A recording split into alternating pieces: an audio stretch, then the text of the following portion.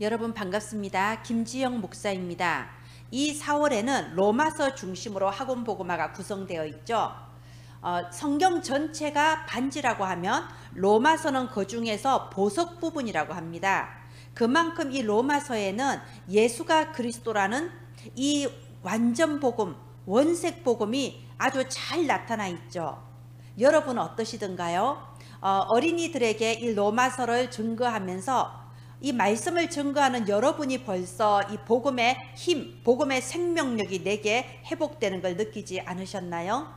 네, 오늘은 삼과 칭의 의롭다함을 입음 이 말씀인데요. 오늘 또 저희가 이 삼과를 함께 나누면서 저희들이 먼저 복음 때문에 생명력이 충만하고 복음 때문에 행복한 시간이 됐으면 좋겠습니다.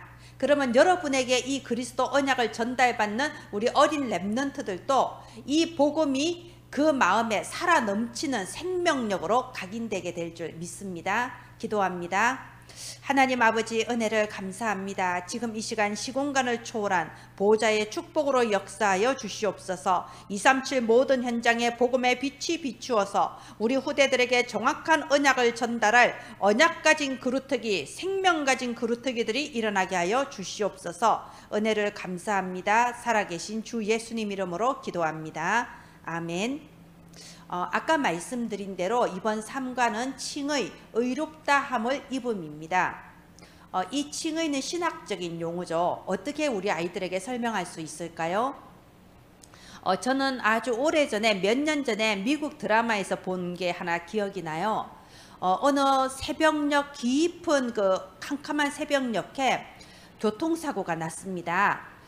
이 자전거 타고 있는 그 사람이 교통사고로 이제 사망한 거예요. 그래서 분명히 그 주변에 있는 그 사람이 가해자일 것 같은데 이제 막 과학 수사가 진행이 돼요. 그런데 그 주변에 있는 주민 중에 노인 한 명이 스스로 자수를 한 거예요. 내가 사실은 늙어서 이제 실수로 이렇게 교통사고를 저질렀다. 내가 잠깐 당황해서 그 자리를 피했는데 자수하겠다. 이렇게 나온 거예요. 그런데 그래서 이 노인은 이제 재판에 회부가 되고 재판을 받게 됐어요. 그런데 이 과학수사대가 수사를 하다 보니까 뭔가 이상한 부분이 자꾸 발견되는 거예요. 그리고 마침내 진실을 밝혔어요. 그 교통사고 가해자는 그 노인이 아니었던 거예요. 사실은 새벽녘에 그 노인의 손자가 차를 몰고 나갔다가 교통사고를 일으킨 거였어요.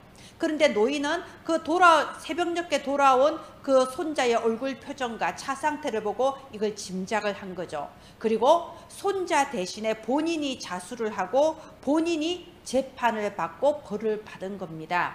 이게 바로 십자가의 복음입니다.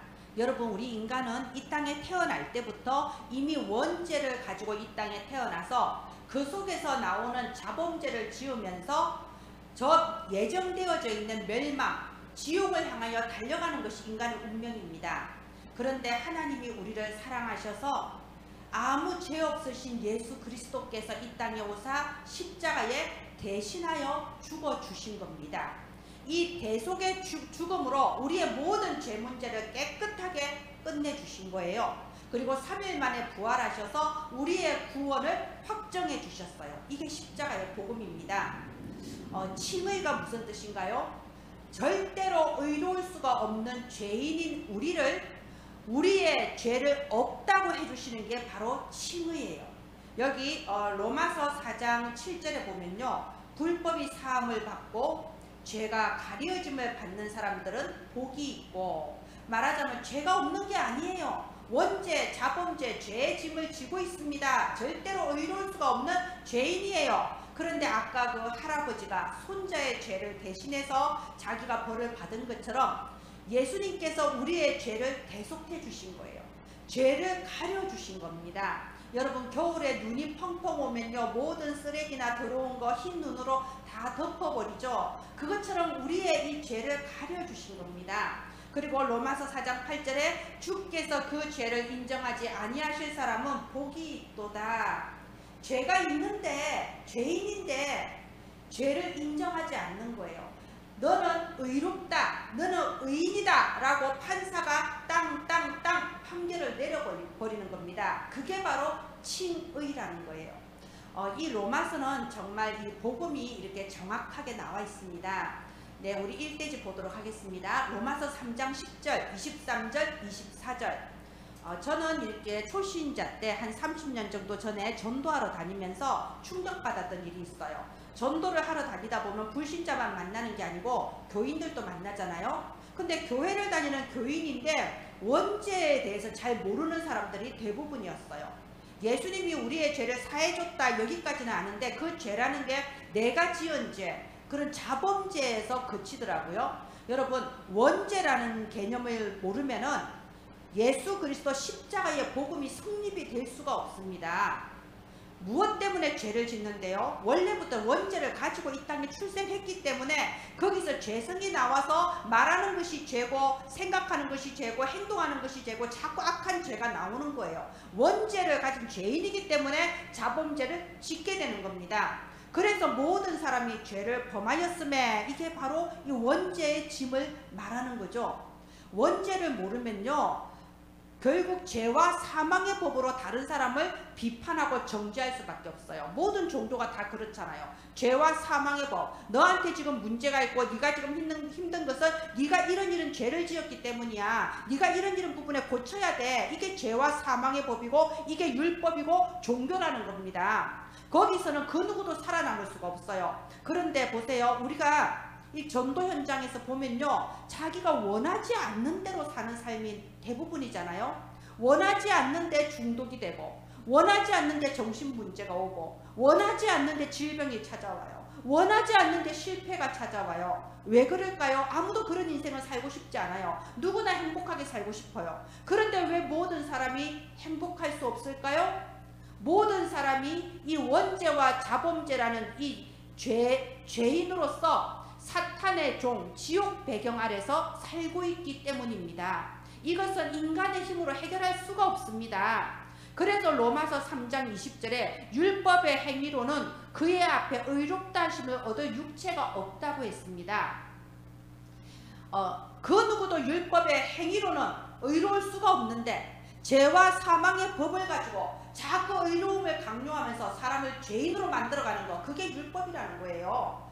자, 그래서 하나님께서는 우리에게 다른 의를 주셨습니다. 로마서 3장 21절에 보면요, 이제는 율법 외에 하나님의 한 의가 나타났다고 되어 있어요. 우리 인간은 의로울 수가 없기 때문에 하나님이 다른 의를 주신 겁니다. 그 의가 무슨 의냐? 로마서 3장 22절에 곧 예수 그리스도를 믿음으로 말미암은 의, 그리스도를 믿는 그 믿음으로 인간이 의롭게 될 수 있는 길을 열어주신 거예요. 그래서 로마서 3장 24절에 우리가 3장 23절 24절은 좀 우리 어린이들 외우게 하시는 게 좋아요. 24절에 그리스도 예수 안에 있는 속량으로 말미암아 하나님의 은혜로 값없이 의롭다 하심을 얻은 자 되었느니라. 이게 바로 칭의라는 겁니다. 아까 제가 예화를 든 거기에서요, 이 할아버지가 손자를 위해서 스스로 이 자수하고 스스로 벌을 받은 것처럼요, 죄인인 우리를 위해 예수님이 이 땅에 오셔서 십자가에 죽으시고 누구든지 믿기만 해라, 믿으면 죄가 없다, 믿으면 의롭다고 칭해 주신 거예요.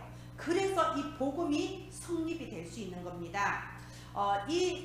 도저히 복음을 이해하지 못하는 유대인들에게 아브라함을 예로 들어서 설명하는 게 로마서 4장이에요. 이 로마 교회에 있는 유대인들이 제일 존경하는 사람이 믿음의 조상 아브라함이니까요. 자, 너희들이 그렇게 존경하는 아브라함, 과연 율법의 행위로 그럼 의롭냐? 아니라는 거죠. 로마서 4장 2절에 보면요, 만일 아브라함이 행위로서 의롭다 하심을 얻으면 자랑할 것이 없다고 했습니다. 왜요? 누구나 원죄가 있고 아브라함도 원죄 속에 태어났기 때문에 어떠한 선한 행위나 의로운 행위로도 결코 구원받을 수 없다는 겁니다. 그러면서 로마서 4장 3절에 성경이 무엇을 말하느냐? 아브라함이 하나님을 믿음에 그것이 그에게 의롭다 여김을 받았느니라. 말하자면 아브라함의 어떤 의로운 행위가 아니고 아브라함이 믿음으로써 의롭게 되었다. 지금 이것을 말하고 있는 거죠. 예, 여기서 우리 렘넌트들에게 분명히 알려주셔야 돼요. 믿음으로 의롭게 여김을 받는다. 이것이 칭의인데, 그러면 그 믿음이 무슨 믿음이냐? 예수 그리스도를 믿는 믿음인 거예요. 예수가 그리스도라는 사실을 믿는 그 믿음, 예수 그리스도를 나의 주로 영접하는 믿음, 그 믿음으로 말미암아 우리가 의롭다고 여김을 받고 칭의가 되어서 전혀 성스럽지 않은 우리가 성도라고 부름을 받게 된 겁니다. 이게 구원이에요. 그러면서 이제 또 유대인들에게 또 말을 하는 겁니다. 이 유대인들이 이제 이렇게 말을 하죠. 율법의 행위가 전혀 구원받을 만한 가치가 없다면은, 그러면 아브라함은 할례 받지 않았냐? 할례를 받았기 때문에 구원받은 거 아니냐? 그래서 저 이방인들도 예수 믿고 구원받으려면 할례를 받아야 된다. 또 율법 행위를 막 강조하거든요. 그러니까 로마서 4장 11절이 거기서 나온 거예요. 아브라함이 구원을 받은 거는 무할례 시에 받은 거다. 무할례 무슨 뜻인가요? 할례 안 받았을 때, 아직 할례 안 받았을 때 이미 그 믿음으로 의롭다고 땅 도장 찍어 버렸다. 그러니까 할례라는 행위와 구원은 상관이 없다라고 지금 유대인들을 말하고 있는 거예요. 지금 이 구절에 있는 거는요, 그 유대인들에게 있어서는 그래도 하는 율법이 너무나도 강했던 거예요. 그래도 하는 그 율법, 죄와 사망의 법에 매여서 실제적으로 로마 제국은 망해가고 있는데 그 로마 제국에 단 한 번의 복음조차 전하지 못하고 있다는 거예요. 우리 렘넌트들이 지금 정확한 복음 안에 이 믿음으로 말미암는 이 칭의의 복음 안에 뿌리를 내리지 못하면요, 우리 렘넌트들도 나중에 자라서 이런 전혀 근거 없는 선민의식을 가지고 마치 우리만 복음 알고 나머지는 복음 모르는 것이 그렇게 생각하면서 실제로 전도는 한 번도 하지 않는 그런 유대인 같은 사람이 될 수도 있어요. 그래서 오직 그리스도, 믿음으로 말미암는 그리고 이 믿음으로 말미암는 이 복음을 모든 사람들에게 증거해야만 한다는 이 세계복음화 비전, 이것이 우리 렘넌트들 속에 반드시 각인 뿌리 체질되어야 됩니다. 예, 그래서 3번 구원의 확정, 로마서 5장 1절 2절에서는요, 믿음으로 말미암아 하나님과 화평을 누리고 믿음으로 말미암아 은혜 속에 들어갔다, 이렇게 돼 있어요. 여기서 한번 확인해 주시라고 했죠. 여기서 믿음이라는 건 무슨 믿음이냐? 예수 그리스도를 믿는 믿음.